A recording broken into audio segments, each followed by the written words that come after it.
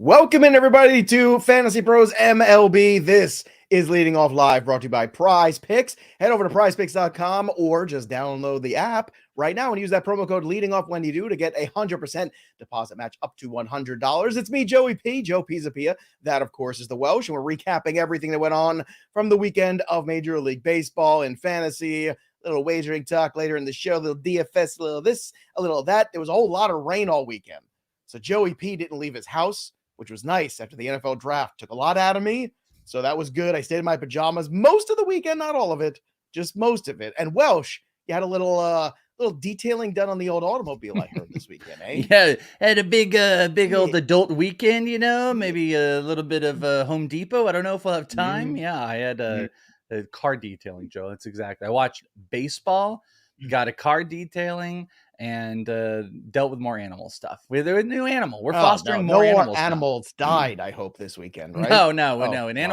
Another animal was brought into my house. It is literally a zoo into my house. Speaking of animals, happy birthday to cousin Donnie yesterday. Hey, happy birthday, Donnie. He turned, I don't know how many years young, but young enough, young at heart. That's all that matters, cousin Donnie. Hope everyone's doing well out there. Obviously, a lot of baseball to get to, so let's get after it. And let's start here with Jacob deGrom. I feel like I deserve this. I deserve this. I just you want to know what I was not looking forward to all weekend was this moment right here, because I knew exactly what was going to happen. So just do it. All right. Well, here's why I deserve this one. All year I've been such a stickler and a pain in the ass about the 8.5 strikeout rule, going under every time. This was the one time all year I went over the 8.5 strikeout rule. The one time was Jacob deGrom, and granted, he was certainly looking like that was going to get obliterated, that 8.5. There's no doubt about that in my mind. But he lands once again on the You want to hear the worst? You want to hear the worst? That's not the worst? No, we didn't announce. We didn't say this, but I think I mentioned this on the show later last week that Frank Stanfill from CBS and I, we like to chat about betting and stuff like that. And I brought up the ladder betting, and we had been talking for weeks about, when are we going to get into a ladder bet? You just take the stacking of the strikeouts. We talked about this last week. If you missed it, go back and listen, everybody. Welsh explained ladder bets. We'll do a BP show about it too. We're going to do like a fun MLB BP show the next week or so. Go ahead. Well, we've done a great job of like talking ourselves into a guy and then being like, nah, there's too much risk, blah, blah, blah. We hit it every time we've gone against. Well, Frank texts me and goes, look at this lineup. Look at this Yankees lineup deGrom is against. I'm like, it's a big number, but it'll never be lower. And Frank and I both ladder bet that one. So it took a lot of recouping. You win. You are more depressed than I was. Okay. I didn't think that was possible. A lot of recouping to get past that moment. So now if you're keeping score at home, you have the spring training side injury. You have the 2 week into the season wrist injury, and now the elbow injury, which is going to put him on the IL. He went on the IL already this weekend. They're still calling it precautionary. Precautionary. It's going to be a couple weeks. It is what it is. I mean, I just want, I get it. You went into the business. Maybe you got a discount on him in the draft. The minute they say he's clear to return, take what you can get and run. Just run. I don't care I don't care if it's something. You don't care what it is. If you gave me Sonny Gray rest of the season for Jacob deGrom, I would take that and I would run away with it. I know that makes you depressed. I'll take it. I'm going to run away with it because at least there's a guy who's going to go out there every fifth day and take the ball, because you can't keep going out there making 3 inning starts. You can't do it. And then it's like 3 innings and I'll see you in 3 weeks, or it's 6 innings and then I'll see you in 6 months. Like, that's how I feel about Jacob deGrom. See, I don't agree with that. I like Wonky's comment in the chat is definitely right. There definitely wasn't enough of a discount. In some drafts, I guarantee you there were. I'm sure in some, there was enough people in some drafts where they went, oh, you know what? I don't like this. There's collective, people in those leagues where they said, I don't want to go to Jacob deGrom. Yeah, and maybe he did fall 2 rounds. The leagues had the ADPs too high and stuff. There wasn't enough of a discount. Yeah. I mean, I'm going to kind of just repeat what I've been saying. Like, this is what you paid for. This is what you got. He was going to miss a bunch. We projected him to miss like 40 to 50 innings already this year, which was, I don't know how many starts that equates to. It's plenty of starts. So we knew that was going to happen. This one was a little bit more serious. I got like a little inside source in the Rangers, and before the official announcement came out, the word out was like, He's definitely hitting the IL, and they're unsure about going under the knife. And that is like a really, really concerning statement right there. But I disagree with the whole like, get whatever you can get. No, you have to. I think you have to build the strategy back up. Now, to your point, you could be fearful he's going to come back and immediately just break again. He's just going to fall apart again. But what in the last 2.5 years tells us that's not the case? No, but you're missing what I'm saying. I am. By what you might be saying is he's going to come back and immediately get hurt. And if that's the case, okay, I guess you could take the Sonny Gray. What I'm saying is you get him back. First start, everyone holds their breath. Second start, everyone's like, okay, he's good again. And then you build back up the value, and then you can move on from it. Like he's having about every 4 starts, it seems like there's something going on. So when he comes back right after that third start, then you can get out if you can't handle this. I have a metaphor for this situation. And as I was listening to you, I came up with it. Okay. So yeah, I see your sign back there. We'll talk about chat. The chat's noticing the sign now. the chat's noticing a lot of things and has a lot of good questions. And I want to get to them, and I want to stop talking about this as soon as we can. But you have kids, I have kids. Whenever you are, you have the little babies when they're little, you give them a little bath. They're so cute, right? But there's always that period where you're drying them off and you're holding the little baby. And at any given time, something could happen. I remember one of my, my oldest daughter, I remember I was giving her a bath, wrapped her in a little Elmo towel. She was so cute. She smelled so good, right? You take the baby out and the baby poops in the towel. I was about to say, did you drop your kid? Okay. So no. I'm going somewhere with this. And that's what Jacob deGrom is like right now. It's like holding a kid right now at any given time before you get them to the table to put the diaper back on them and secure what's going on. So you don't know whatever happens, you're secure in it. At any given time, it's going to turn to poop. And that is the thing. Okay. There's a window between the bathroom and getting them to the changing table. That is the window you have here with Jacob deGrom. And it's terrifying because it can happen at any moment. And there's also this weird comfort level. Like everyone's super relaxed. Everyone just had a bath. Everyone's in a good mood. And then boom, there it is. It's a disaster. And then you know what happens? You're right back in the bath again. And you got to clean them a second time. And you got to clean up all the mess. Are you advocating to get rid of your child? No, I'm advocating that Jacob deGrom is that danger. He's that danger between taking the child in the swaddling towel to the changing table. And there's that danger in between. At any minute, it's going to happen.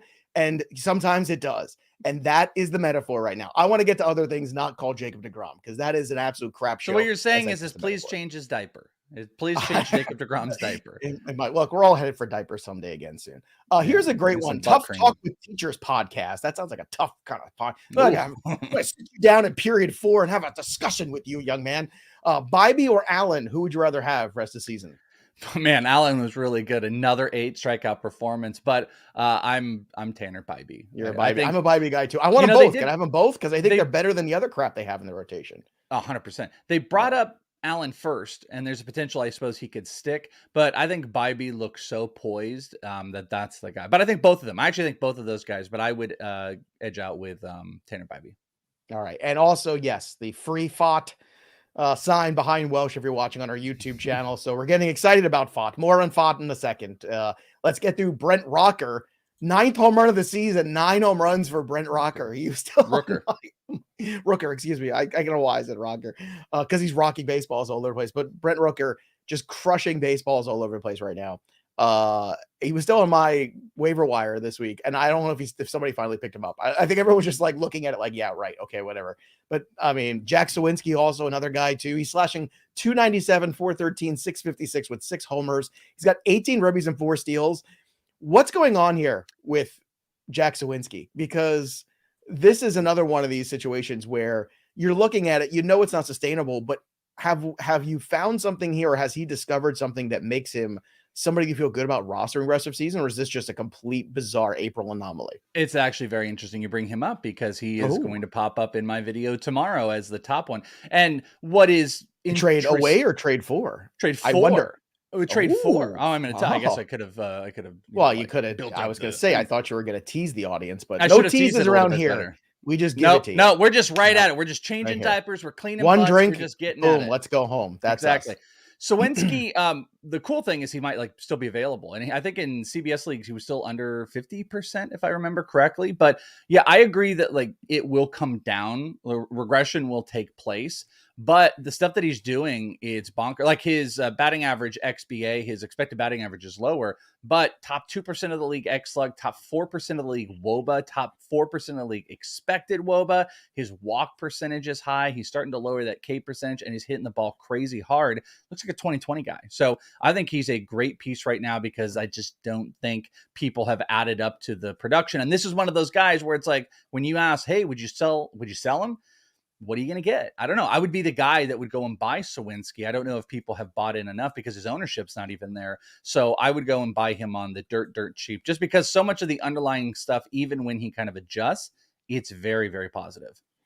All right, let's continue on here. Let's talk about Clayton Kershaw. Great performance on Saturday. Again, recapping the weekend, 9 Ks for him in 7 innings. Grayson Rodriguez, congratulations. 9 strikeouts in 5 innings of shutout baseball there. And he gets his big W, his first of his major league career. Luis Robert, let's talk about this, Welsh. I am salty this afternoon, boy. Let me tell you, I am salty. Luis Robert, who I actually had a deal in place for, and I said no to it because I was a little worried about him going into this year. But I'm worried about all the White Sox now officially. So this is my biggest disappointment. He was pulled for the game because of his lack of hustle. Eloy Jimenez can't hit water if he falls out of a boat, and he's always hurt. The White Sox feel like a complete and utter train wreck. I thought getting rid of the manager last year, maybe a new voice, something would break. Maybe this is him breaking these guys out of these bad habits. I don't know. But between Lance Lynn's performances, between Robert and Jimenez, who are they're locked in here to long-term contracts, these guys. And we all applauded at the time. It seemed like a really fiscally responsible thing that the White Sox did. And now in Dynasty, I see questions about Luis Robert here in the chat. What do you do with Robert? Because this is another guy, too, who's just grossly underperformed this year. This is one of my guys I was kind of out on. I was very vocal about Robert because A, the injuries, B, even when he's healthy, what did the per 162 add up to when we looked at some of the stats? And it didn't seem insanely impressive to me. Like Tim Anderson is more interesting in what he can do over a full season, which never ever happens. LOL, it's happening again, than what Robert would have done. So what do? I think there's still enough trade value. I do think it's a bad look, that stupid. It was awful if you didn't see him not run out what could have easily been a single. And I think there was some rumor of like there was a hamstring thing or something like that was out there. But I think there's still enough name value that I would jump out as well. I would jump out. I'm not in the Luis Robert game. I don't have any shares. I really don't want any shares. And how hilarious is it that the 2 best performers on this team have been like Lucas Giolito and when Moncada was healthy. Those were your 2 big guys. We're getting back to, and Andrew Vaughn. Andrew Vaughn was very good this weekend with that walk-off shot. But yeah, I'm out on a lot of the White Sox, but I have been. So this is kind of me reiterating. You want me to make you depressed even further? Luis Robert has a 661 OPS. That's lower than Adam Frazier and Cabrian Hayes. You like them apples? How's that for you? It's also higher than Bobby Witt Jr., but we don't want to talk about that. That's no. Move on. Diamondbacks calling up more prospects. Dominic Fletcher shall come to the big leagues, hitting 323, 417, 559 with 3 bombs on the year. Corbin Carroll banged up the knee a little bit. Just a knee bruise. He's going to be fine to give him a couple of days off. I'm not worried about this. Any thoughts on Dominic Fletcher? Does he have any stream appeal to you?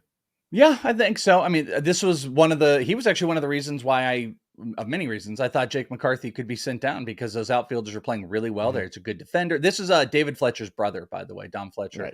Right. Good bat, probably more of a points leagues guy, can get a little bit of homers, he's in this whole big crew of guys that can run. I'm not like overly excited. I don't know if I would actually stream unless it was like a big league. Cause like you said, probably only going to be up for like a couple days, probably get Carroll back either Wednesday or they've got like today off and Thursday. Maybe Carroll is back on Friday. All right. A couple of questions here. Let's do these rapid fire. Hell or high water, trade Robert for Mateo. You want to take that trade? Nah, I can't do that one. I get it. I get what you're doing there. And I get it too. You know what? In redraft, no, I still can't do it, but it's a lot closer in redraft. I get it. I get it. I ain't mad if your season's hanging on by a thread right now. I get it. I'm not saying do it, but I get it. Here's another one Yeah. from UE2K. Who to pick up this week? Strom, Josiah Gray, Logan Allen, or AJ Puck?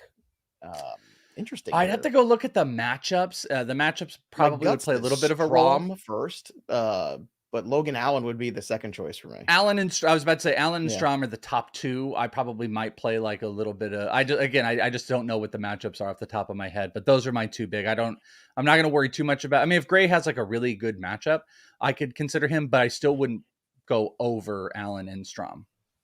All right, there you have it. All right, let's continue on here with the Sonny Gray, who I mentioned before. I don't know. I want Sonny Gray because he 6 more innings, 7 strikeouts on Sunday. He might be pitcher of the month. He was 4-0 in April. 0.77 ERA in 6 starts. Not too bad. Here's all the injury recap. So Jose Urquidy, Sunday night start left due to shoulder soreness. Keep an eye on this one. Look, Hunter Brown has been a revelation in that rotation. Him, Framber Valdez, and Christian Javier is a really good 3. Urquidy is important, though. So keep a close eye. Hopefully this is not a major issue. Tyler Molly's going to miss at least 4 weeks. Posterior impingement and flexor pronator strain. So impingements can be very painful, but hopefully this is something that with rest. Hopefully his pronator's all right. Well, nothing like her. You know, did you get your pronator detailed when you were at the car place this weekend? No, but I just turned 40, so I do know I have to get my pronator checkup. You gotta get somebody to look at your pronator, I heard. So Corbin Carroll is again. We mentioned he was out because of the leaping catch in the 6th inning that he made in that game. But again, everything seems to be okay. It's just a knee contusion. Brendan Woodruff follow-up MRI was very positive. Oh, great! Awesome, just great. I feel so much better about life now. Tim Anderson will return on Tuesday. Also, Taylor Trammell is up with the Seattle Mariners. He was hitting in the rehab assignment, by the way. I don't know if this matters to you, Welsh. 345, 429, 621, 2 dingers, 3 steals. He played left field yesterday, batted 6th against the Blue Jays. Made a great catch, too. Trammell is one of these, again, very post type sleeper guys. In a deeper league, you speculating on this guy? Yeah, I wish I had the exact stat in front of me, but it was like the Seattle Mariners DH has produced like a sub 200 batting average or something on the year. So they're desperate for just more live bats to be out there. And I think Trammell is that. Trammell is such a different prospect. I've had such an interesting history with him too, back when he was a Reds prospect, and he's one of the nicest human beings on the planet. And he is one of like 2 major league, now major league players that like I've seen over spans of time that recognizes me and we chat, and like his body has changed. He's a different type of player. The stolen bases are something I always worry aren't going to be part of his game, but it was really nice to see that he was stealing on a rehab assignment. The new rules kind of work in his favor, and he definitely has at least 20 home run power. I think at the end of the day, because he's also a good defender, he's just kind of got a spot to play for a while between the need at DH and just overall, defensive acumen that he has. So, Julio's dealing with a little bit of a back issue too. So a little extra ABs potentially in there for him too. Now, somebody in the chat said that, I think it was Joey Spoons, says, I look like Dar Salim, who's an actor from the new Guy Ritchie movie. Thank you. He's obviously a relatively handsome fellow. This is much better than what I usually get. But more to the point, I said next time that Welsh was clean shaven here on the YouTube channel, that we'd finally show the picture again. There it is. So take a good look. Drink it in. There's Rico Brony of the Diamondbacks. And 1, 2, 3. And there's the Welsh. It's the same guy. Joe's like, hey, you look like this old ugly bastard. Bastard. I look like this model. I look like this foreign model. This guy said I look like Dar Salim. I am Dar Salim. Oh, and he's wearing Prada. Isn't it so crazy? I look like Dar Salim. But hey, you look like this ugly mug. Thank you. I don't say I look like Dar Salim. Someone said I look like Dar Salim. Yeah, I mean, listen. Any bald guy with the facial hair, Joe's gonna get. We're a dime a dozen. That's Joe and who is it? The Disturbed singer. That's the crazy one. Is that the guy with the? That's right there. There he is. It's David Draymond. Which we did the side by side. Yumi and we have a Mayor Welsh, myself have a fun little thread going in Slack, and there may or may not be some really funny side-by-side pictures of me and David Draymond. We'll share that later. More injury news to get to. Bryce Harper is set to see a doctor for a follow-up today. If all goes well, He's going to be cleared to join the Phillies lineup on Tuesday. This is absurd. This is huge news, by the way. I mean, How I got can to tell this you, be? I actually had to scroll How? our news here why we didn't have this at the very, very Well, top. because But I get it I because think it's it's injury. insane. That's why, because I'm burying the lead for a reason, because I love Bryce Harper. He's an absolute animal. But Welsh, he was supposed to come back in July. It's May 1st. I That's know, dude. nuts. It's like 180 days off of a Tommy John surgery that he's coming back. I think it this is a bad crazy. idea. I think this is a bad okay, idea. but why? Because the only thing is he will solely DH. He will not be throwing this. The swinging motion, I guess, of course, can be bad. We saw like what happened with like Logan Ohapi, who hurt his whatever and he's out for the year. he sprained his pronator. Parnum, his pronator or whatever. And so, like, sure, that is a possibility, but I think. I mean, they've obviously done extensive work that it's like what the injury is dealing with. The swinging is not something that is going to like heavily aggravate it. And Harper said he doesn't want to do any at bats in the minors and waste it. So that's why he's coming back. I think it's phenomenal. It is early.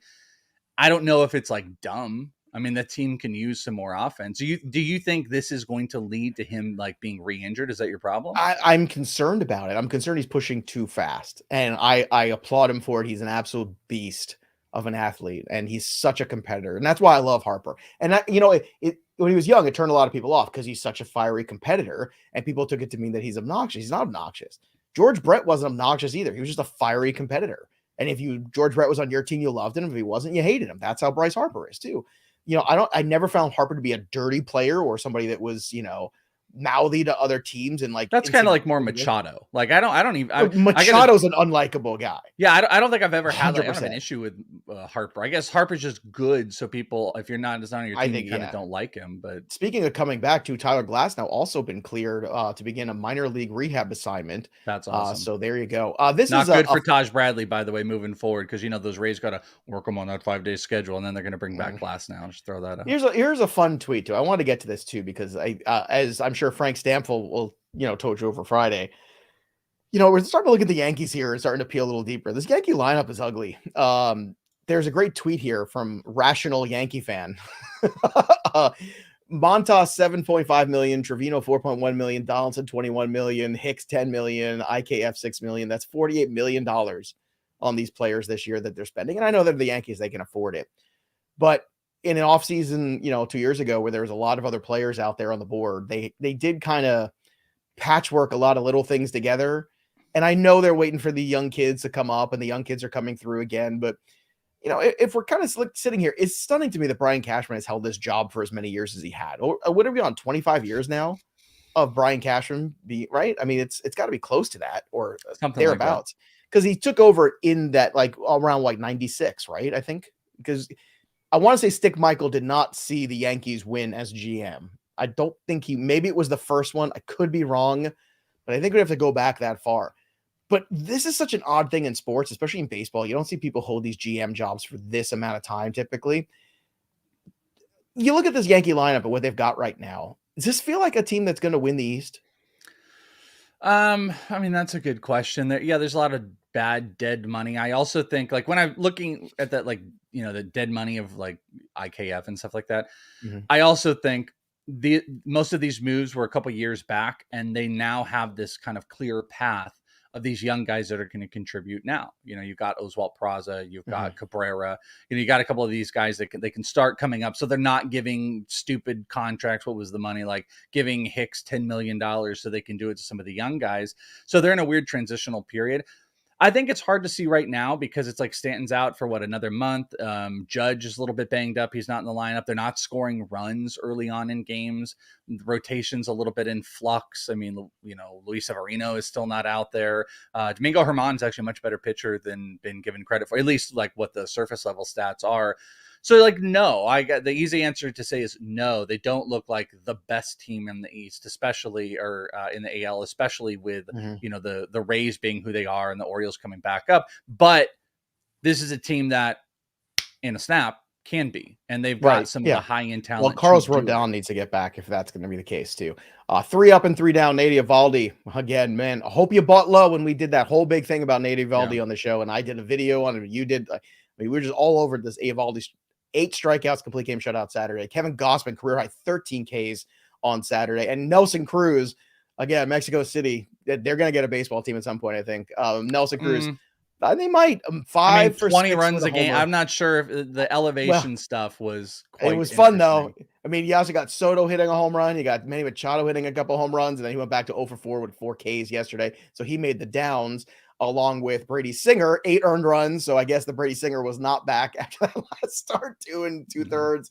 Oviedo, who everybody's been loving, there was his blow up start, 7 earned runs. Speaking of upsetting things, Welsh, I don't know if you saw this. This is another upsetting thing before we get to prize picks. You talk about like some of the worst statues ever of people. We saw the Cristiano Ronaldo. Oh, God, I know what you're going to show me. We saw the, what else? There was the female soccer player. Oh gosh, from the national team, Brenny Chastain.